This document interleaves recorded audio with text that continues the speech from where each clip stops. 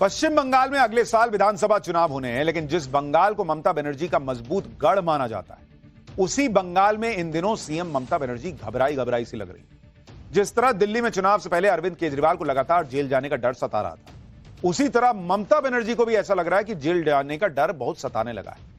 इसकी वजह भी है क्योंकि विधानसभा चुनाव में दिल्ली में जो हुआ, जो किसी ने नहीं सोचा था, वो तो हुआ ही। सबने देखा कि भाई केजरीवाल बाहर जाएंगे, ये तो बहुत लोग नहीं मान रहे थे। लेकिन प्रधानमंत्री नरेंद्र मोदी दिल्ली में ऐसा भूचाल लेकर आए कि उसके झटकों से केजरीवाल का किला तो उखड़ा ही, बंगाल में ममता बनर्जी का किला भी बुरी तरह हिल गया। और लगता है इसके झटके अब भी ममता बनर्जी को महसूस हो रहे हैं। ममता बनर्जी को भी आभास हो चुका है कि दिल्ली के बाद अगला नंबर बंगाल का तो नहीं है। इसलिए ममता बनर्जी वही भाषा बोलने लगी हैं जो अरविंद केजरीवाल बोला करते थे। जैसे पहले रामनवमी से पहले ममता बनर्जी ने कहा कि बीजेपी उन्हें जेल भेजना चाहती, और अब जब सुप्रीम कोर्ट ने टीचर भर्ती रद्द कर दी तो ममता बनर्जी फिर कह रही हैं कि मुझे जेल भेजा जा सकता है। ममता बनर्जी के इस डर को बीजेपी भी समझ चुकी है, इसलिए बंगाल में रामनवमी के जुलूस के बाद बीजेपी ने बंगाल में राम राज्य लाने का ऐलान कर दिया है। दूसरी तरफ अमित शाह भी बंगाल को लेकर फायर मोड में है। अमित शाह पहले ही भविष्यवाणी कर चुके हैं कि इस बार बंगाल में कमल खिलने वाला है। विधानसभा चुनाव से पहले बंगाल का सियासी पारा कैसे हाई हो रहा है, बीजेपी कैसे मुख्यमंत्री ममता बनर्जी को लगातार घेरने का मेगा प्लान बना रही है, ममता बनर्जी क्या वाकई जेल जा सकती हैं क्या, इन सब पर बात करूंगा। पहले बंगाल में हो क्या रहा है उसकी एक झलक तो देखिए।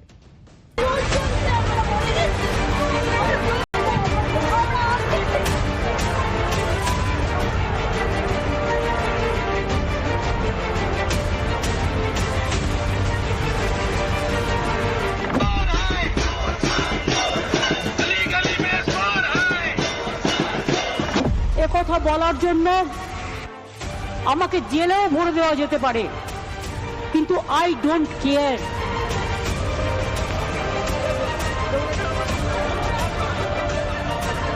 सरकार मेरे को प्रूव करे कि मैं रॉन्ग हूँ, तब मेरा जॉब ले जाए तो मैं सामने से जॉब दूंगी। लेकिन कहना चाहता हूँ कि जो ये इंस्टीट्यूशन में जो फ्रॉड किया है, आप उसको जेल में भरिए। हम लोगों की सजा दे रहे हैं।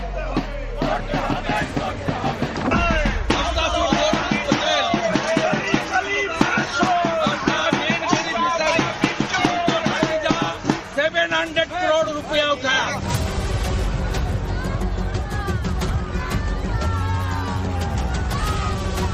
पूरा बंगाल में हिंदू इस बार बांटने वाला नहीं है। भगवा लहर 26 के कारण डरे हुए। बंगाल में आकर कहूंगा ये राजनीतिक हिसाब किताब का अखाड़ा नहीं है, छाती पर ठोक कर कहूंगा ज्यादा सीधा है। भाई एक चीज तो साफ है कि इस बार भी बंगाल चुनाव में मुकाबला बीजेपी वर्सेस ममता बनर्जी होने वाला है। लेकिन जिस तरह ममता बनर्जी को लगातार झटके लग रहे हैं, उससे बीजेपी को ममता बनर्जी को घेरने का मौका मिल गया है।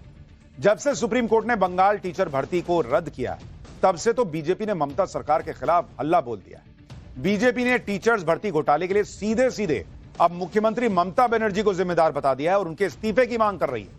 बंगाल विधानसभा में नेता विपक्ष शुवेंदु अधिकारी ने बीजेपी विधायकों के साथ मिलकर ममता बनर्जी के खिलाफ जोरदार प्रदर्शन किया। उन्होंने टीचर्स भर्ती में 700 करोड़ के घोटाले का आरोप लगाया और ममता बनर्जी को इस घोटाले का लाभार्थी बताया। ममता बनर्जी के खिलाफ जमकर नारेबाजी हुई। यही नहीं, आज बीजेपी ने मुख्यमंत्री आवास के घेराव की भी कोशिश की। बीजेपी नेता लॉकेट चटर्जी की अगुवाई में भारतीय जनता युवा मोर्चा के कार्यकर्ता मुख्यमंत्री के घर की तरफ चल दिए, लेकिन पुलिस ने उन्हें आगे बढ़ने से रोक लिया और बवाल बढ़ने पर लॉकेट चटर्जी समेत कई लोगों को हिरासत में ले लिया गया। ममता बनर्जी की नौकरी गंवाने वाले टीचर से मुलाकात पर भी बीजेपी ने सवाल उठाया। शुवेंदु अधिकारी ने आरोप लगाया कि ममता बनर्जी ने नौकरी गंवाने वाले सिर्फ 7,000 टीचर से मुलाकात, जिनमें से कई टीएमसी के कार्यकर्ता थे, जबकि ममता बनर्जी को सभी बर्खास्त टीचर से मिलना चाहिए। बीजेपी ने 21 अप्रैल से टीचर भर्ती घोटाले के विरोध में बड़े प्रदर्शन का ऐलान कर दिया है, जिसमें 1 लाख लोगों के शामिल होने का दावा किया जा रहा है।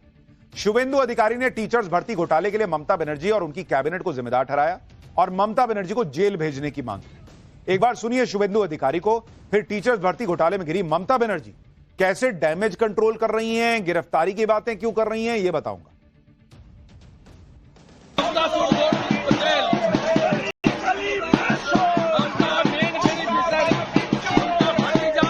700 करोड़ रुपया उठाया। देखा दीजिए टीएमसी का सब लीडर लोग का, सब लीडर एमएलए लोग को चाकरी दे दिया, सब बेच दिया चाकरी। 700 करोड़ रिश्वत आपने भतीजा उठाया। दरअसल बंगाल टीचर्स भर्ती मामले में सुप्रीम कोर्ट के फैसले के बाद से ममता बनर्जी बैकफुट पर नजर आ रही है और अब तो जिन टीचर्स की नौकरी गई वो भी गुस्से में। वो लोग भी ममता सरकार को अपनी नौकरी खोने का जिम्मेदार ठहरा रहे हैं। ऐसे में डैमेज कंट्रोल के लिए आज ममता बनर्जी ने नौकरी गंवाने वाले लोगों से कोलकाता में मुलाकात की। उन्होंने इस मामले में टास्क फोर्स बनाने का भी ऐलान किया। ममता बनर्जी ने नौकरी गंवाने वाले लोगों को भरोसा दिया कि किसी भी योग्य कैंडिडेट की नौकरी नहीं जाएगी। आगे ममता बनर्जी ने कहा कि वो सुप्रीम कोर्ट के फैसले से बंधी हुई हैं, लेकिन हालात को पूरी तरह सावधानी और निष्पक्षता से निपटा जाए, इसके लिए हर संभव कदम उठा रही है। ममता बनर्जी ने यह भी कहा कि यह ना समझा जाए कि उन्होंने फैसले को स्वीकार कर लिया है। वो पत्थर दिल नहीं है, उन्हें ऐसा कहने के लिए जेल भी डाला जा सकता है, लेकिन उन्हें इससे फर्क नहीं पड़ता। ममता बनर्जी ने बर्खास्त टीचर्स से यह भी कहा कि आज तक किसी ने नौकरी से नहीं हटाया गया है, इसलिए आप काम करना जारी रखें। ममता बनर्जी ने बर्खास्त हो चुके टीचर से वॉलंटरी सर्विस जारी रखने की अपील की है और कहा कि उनकी सरकार भर्ती को लेकर कानूनी रास्ता तलाश रही है। बर्खास्त टीचर से मुलाकात के दौरान ममता बनर्जी ने क्या कुछ कहा, एक बार सुनिए उसको। আমায় যদি কেউ চ্যালেঞ্জ করে আমি কিন্তু চ্যালেঞ্জটাকে মোকাবিলা করতে জানি। আমি কোর্টকে বলছি না, এটা কোর্টের দোষ নয়, দোষ তো সেই মুখ আর মুখোশদের যারা আপনাদের নিয়ে খেলা করেছে। বাট আমি একটা কথা বলতে চাই, আমি বেঁচে থাকাকালীন যোগ্য প্রার্থীদের কারো চাকরি কেড়ে নিতে দেব না। It is my commitment. ये जो 700-800 करोड़ का घोटाला, टीचर रिक्रूटमेंट स्कैम, ये फर्जी और नकली, इनको सेव करने के लिए जेन्युइन टीचर नॉन टीचिंग को ये ममता बनर्जी की सरकार कोतल कर दिया है। पश्चिम बंगाल में जिस टीचर भर्ती घोटाले पर ममता बनर्जी चौतरफा घिर चुकी हैं, उसकी पूरी टाइमलाइन आपको याद करा देता हूं। दरअसल हुआ यह था कि साल 2016 में 24,640 पदों पर वैकेंसी निकली थी। 25,753 टीचर्स नियुक्त कर दिए गए। नवंबर 2017 में रिजल्ट घोषित किया गया। भर्ती परीक्षा में फेल हो चुके कैंडिडेट्स को भी नौकरी दिए जाने का आरोप लगा।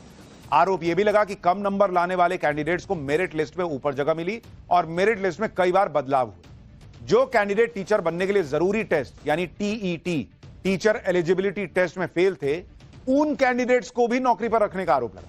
नौकरी के लिए 15 से 16 लाख रुपए तक की रिश्वत लेने के आरोप लगे। अप्रैल 2022 में टीचर भर्ती घोटाले की सीबीआई जांच के आदेश हुए। अप्रैल 2024 में कलकत्ता हाईकोर्ट ने भर्ती को रद्द करने का आदेश दिया और मई 2024 में सुप्रीम कोर्ट ने कलकत्ता हाईकोर्ट के फैसले पर रोक लगाई थी। लेकिन लंबी सुनवाई के बाद 3 अप्रैल को सुप्रीम कोर्ट ने भी हाईकोर्ट के आदेश को बरकरार रखा, जिसमें नियुक्तियों को रद्द कर दिया गया। इसलिए अब ममता बनर्जी को भी लगने लगा है कि टीचर्स भर्ती घोटाले में उन पर भी शिकंजा कस सकता है। इसलिए शायद वो पहले से ही माहौल बनाने में जुट गई हैं। कभी रामनवमी जुलूस के बहाने आरोप लगा रही हैं, तो कभी टीचर्स भर्ती घोटाले को लेकर कह रही हैं कि वो जेल जाने को तैयार है। सुनिए एक बार। এ কথা বলার জন্য আমাকে জেলেও ভরে দেওয়া যেতে পারে, কিন্তু আই ডোন্ট কেয়ার। সবাইকে জেলে পুরে দেবে, আই ওয়েলকাম। আমি সেটাকে স্বাগত জানাবো, আহ্বান জানাচ্ছি। Catch me if you can. लोग कह रहे हैं ये इत्तेफाक नहीं है कि ममता बनर्जी अचानक से बार बार जेल जाने की बात कर रही है। ममता बनर्जी का यही डर बंगाल में बीजेपी के लिए ट्रम्प कार्ड साबित हो रहा है, क्योंकि हर बार रामनवमी के जुलूस पर अड़ंगा डालने ममता सरकार ने इस बार भी रामनवमी के जुलूस को रोकने की हर संभव कोशिश की, आरोप लगा। लेकिन कलकत्ता हाईकोर्ट के दखल के बाद बीजेपी ने धूमधाम के साथ पूरे राज्य में रामनवमी पर 2000 से ज्यादा जुलूस निकाले। बड़ी संख्या में लोग शामिल हुए। कोलकाता में शुभेंदु अधिकारी भी बीजेपी के जुलूस में शामिल हुए।